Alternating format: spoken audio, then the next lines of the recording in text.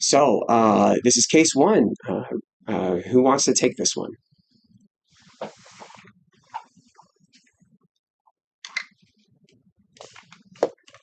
Oh, I don't hear anyone if you're muted, perhaps. Okay, I can take it. All right. Okay, so right away, this is kind of like at low power, like a well circumscribed, uh, surprise, surprise, with a vascular section, Mm-hmm. so vascular lesion. I think we'd have to go to kind of higher power, but I do see a bit of like a separation, FYI, as well, that I kind of want to zoom in on. Okay. So we got, yeah, circumscribed thing. Right away you can see what it's pretty cellular, right? It's a hypercellular lesion. And then there appear to be like definitely like dilated spaces and vascular areas, of course. And there are like thrombus um, Good. that are kind of filled Yeah. This is all and fibrin here, right? pinkish. Yeah, it's eosinophilic, Uh-huh. pinkish. And I don't quite see the papillary projections as well, but I know they're there. So I Here, think this is good. it's a driver error. I was showing you the wrong area. There they are. Mm, okay, there you go. And so this is intravascular papillary endothelial hyperplasia, Yeah. also known as Mason's Yeah, tumor. Masson tumor. I believe Dr. Masson was French.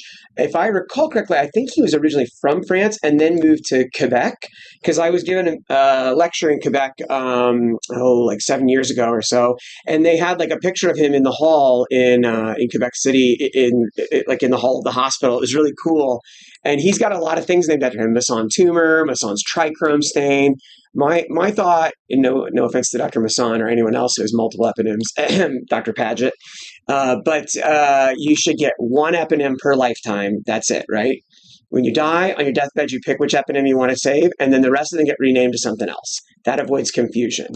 So that's what I always say. I think most people don't get that option, but in any case, yeah. So this is sometimes called Masson or Masson, Masson tumor, but I actually don't use that name when I'm signing these out in a report because it's not actually a neoplasm, right?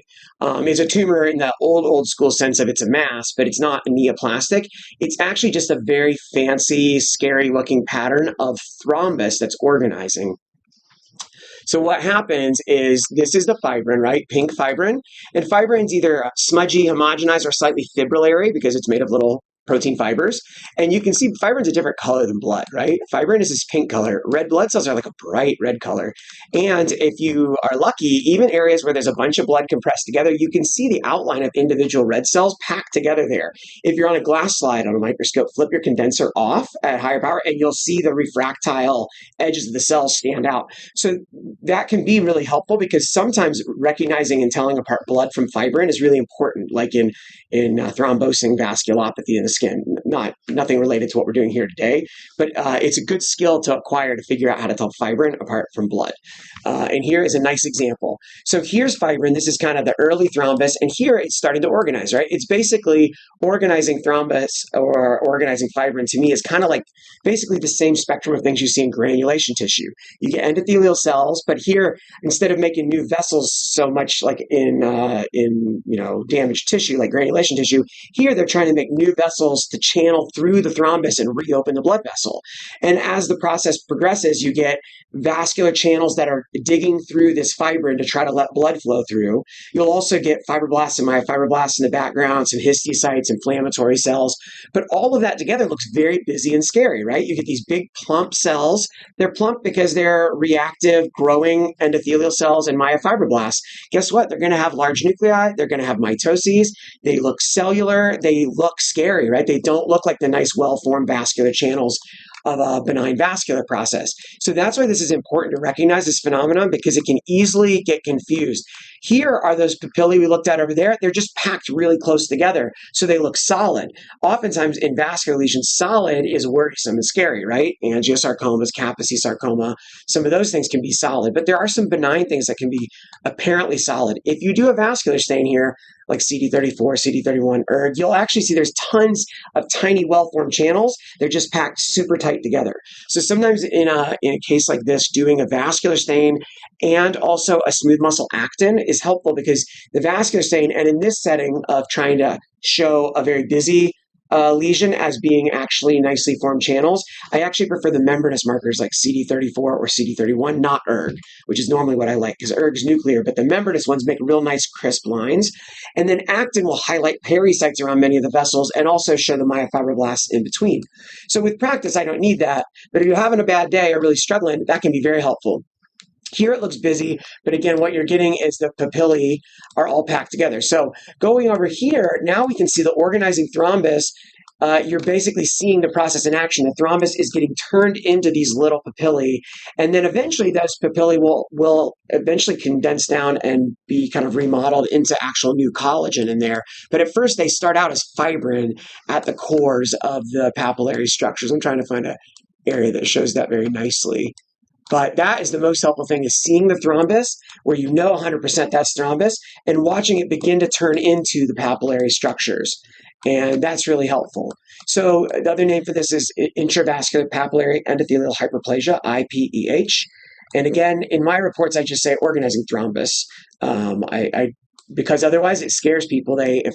Especially if they're non-dermatologists or someone who's not familiar with this name, they'll say, Masson's tumor, is that malignant? Do we need to do something? And I've actually seen patients referred to sarcoma surgeons to have Masson tumor, air quotes here, removed. So that's about the only time where I mentioned, yeah, this is called Masson tumor, but it's not a neoplasm. It's totally benign. It's organizing thrombus.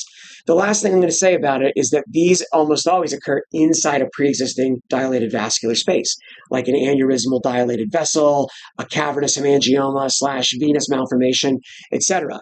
So sometimes you don't see the vascular channel because when they take this out, the lesion is popped out like this, and you've just got a chunk of the organizing thrombus. But look over here.